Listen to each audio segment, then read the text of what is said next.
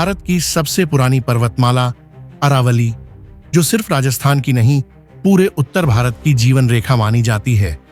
लेकिन आज अरावली किसी भूकंप से नहीं, किसी बाढ़ से नहीं, बल्कि कागज और अदालतों के फैसलों से खतरे में है। एक ऐसा कानूनी बदलाव जो तय करेगा कि कल अरावली को पहाड़ माना जाएगा या सिर्फ जमीन का टुकड़ा। अरावली सिर्फ चट्टानों की लाइन नहीं है, यह थार मरुस्थल को फैलने से रोकती है, मानसून की हवाओं को संतुलित करती है, भूजल को रिचार्ज करती है और दिल्ली एनसीआर को रेगिस्तानी धूल से बचाती है। वैज्ञानिक भाषा में कहें तो अरावली एक नेचुरल क्लाइमेट बैरियर है। इसे कमजोर करना पूरे उत्तर भारत के मौसम से छेड़छाड़ करना है। मामला कोर्ट तक कैसे पहुंचा? अब आते हैं असली विवाद पर। पिछले कई सालों से हरियाणा, राजस्थान और दिल्ली के अरावली क्षेत्रों में खनन, निर्माण और स्टोन क्रशिंग को लेकर कई याचिकाएं अदालतों में चल रही थीं। मुद्दा यह था, अरावली है क्या और इसकी सीमा कहां तक है? इसी भ्रम को दूर करने के नाम पर केंद्र सरकार ने सुप्रीम कोर्ट में अरावली की एक नई तकनीकी परिभाषा रखी। सरकार की परिभाषा और कोर्ट का रुख। सरकार ने कोर्ट को बताया कि अरावली वही क्षेत्र माने जाए जो आसपास की जमीन से कम 100 मीटर ऊंचे हों।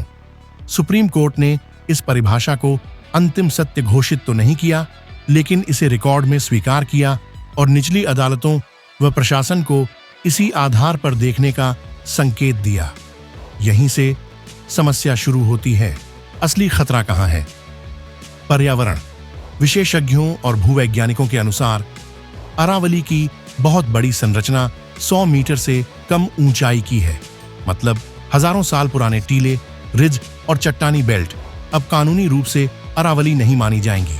और जब कोई इलाका अरावली नहीं माना जाता तो वहां खनन पर रोक कमजोर पड़ जाती है, निर्माण आसान हो जाता है, पर्यावरणीय क्लियरेंस हल्की हो जाती है।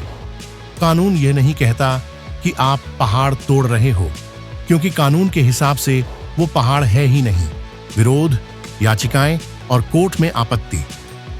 इस परिभाषा के खिलाफ पर्यावरण संगठनों, विशेषज्ञों और कुछ राजनीतिक नेताओं ने आपत्ति दर्ज कराई है। उनका तर्क साफ है, पहाड़ की पहचान केवल ऊंचाई से नहीं होती। 100 मीटर से नीचे की पहाड़ियां भी भूजल रोकती हैं, हवाओं की दिशा बदलती है, जैव विविधता को सहारा देती है।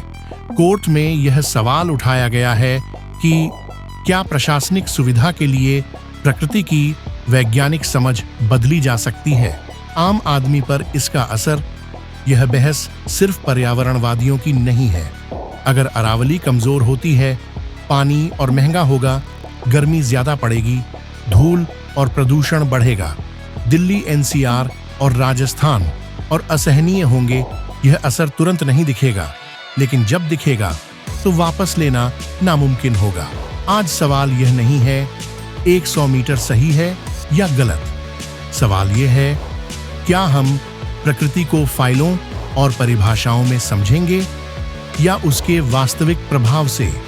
क्योंकि अदालतें पहाड़ बचाने का आदेश दे सकती हैं, लेकिन तोड़े गए पहाड़ वापस नहीं बना सकती।